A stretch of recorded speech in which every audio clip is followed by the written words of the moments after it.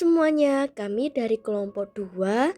Perkenalkan, nama saya Sakinah Asani dan di sini saya ditemani oleh dua rekan saya, yaitu Jasnita dan Fahmi. Di video ini, kami akan memaparkan materi mengenai inflasi dan deflasi. Nah, dua hal ini punya dampak besar loh bagi perekonomian. Jadi, yuk kita bahas satu persatu.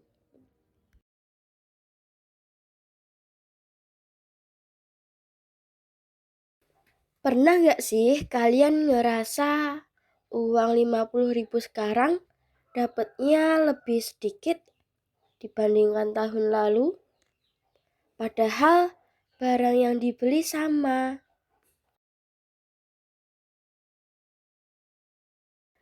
Nah, itu salah satu tanda inflasi. Tapi selain harga naik, ada juga loh kondisi saat harga barang malah turun terus-menerus. Namanya deflasi.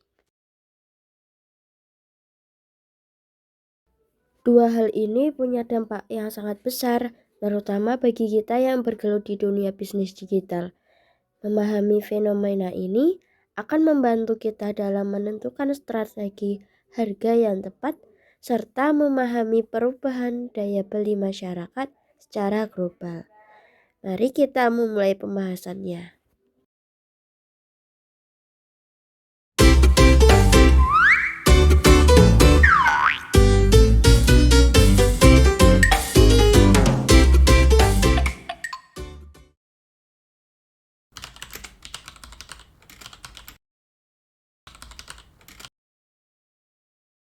Halo teman-teman, seperti yang sudah kita bahas sedikit di awal tadi, kita akan membahas tentang inflasi dan deflasi.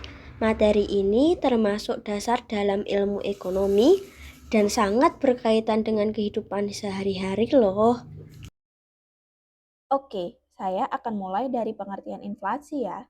Inflasi adalah keadaan ketika harga barang dan jasa mengalami kenaikan secara umum dan berlangsung terus-menerus dalam jangka waktu tertentu. Jadi, perlu ditekankan bahwa inflasi tidak terjadi jika hanya satu atau dua barang saja yang naik. Akan tetapi, hampir semua harga barang naik dan berlangsung secara terus-menerus. Ketika inflasi terjadi, nilai uang akan menurun. Artinya, uang yang kita miliki tidak memiliki daya beli yang sama seperti sebelumnya. Nah, salah satu contohnya, uang Rp10.000 yang sebelumnya bisa digunakan untuk membeli lebih dari satu barang, saat inflasi terjadi hanya cukup untuk membeli satu barang saja.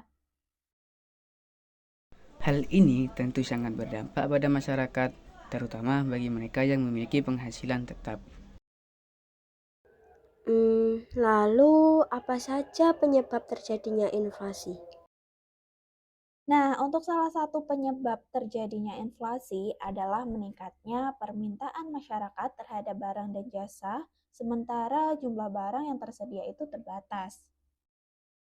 Selain itu juga, inflasi dapat disebabkan oleh kenaikan biaya produksi, seperti harga bahan baku, upah tenaga kerja, dan biaya transportasi.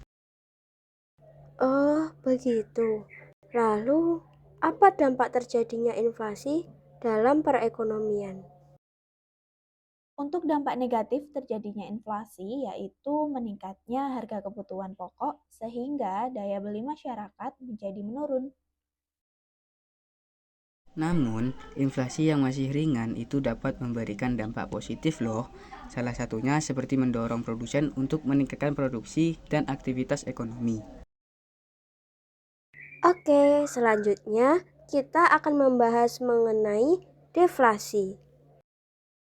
Nah, untuk deflasi itu merupakan kondisi kebalikan dari inflasi, yaitu ketika harga barang dan jasa mengalami penurunan secara umum dan berlangsung terus-menerus. Walaupun harga barang menjadi lebih murah, akan tetapi deflasi justru dapat menimbulkan dampak negatif bagi perekonomian. Mengapa deflasi dianggap berbahaya? Karena saat deflasi terjadi, masyarakat cenderung menunda pembelian dengan harapan harga akan turun lebih rendah lagi. Akibatnya, permintaan menurun, penjualan berkurang, dan perusahaan dapat mengalami kerugian, bahkan melakukan pemutusan hubungan kerja.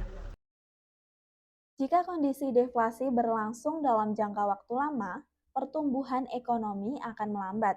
Oleh karena itu, deflasi perlu dihindari agar tidak mengganggu kestabilan ekonomi. Sementara itu, inflasi perlu dijaga agar tetap berada pada tingkat yang stabil dan terkendali. Jadi, bisa disimpulkan inflasi dan deflasi adalah dua kondisi ekonomi yang saling berlawanan. Betul, inflasi dapat menyebabkan harga barang naik dan daya beli uang menurun. Sedangkan deflasi menyebabkan harga turun, tetapi dapat menghambat pertumbuhan ekonomi. Demikian penjelasan dari kami mengenai inflasi dan deflasi. Semoga materi ini dapat menambah pemahaman kita bersama. Terima kasih atas perhatian dari teman-teman.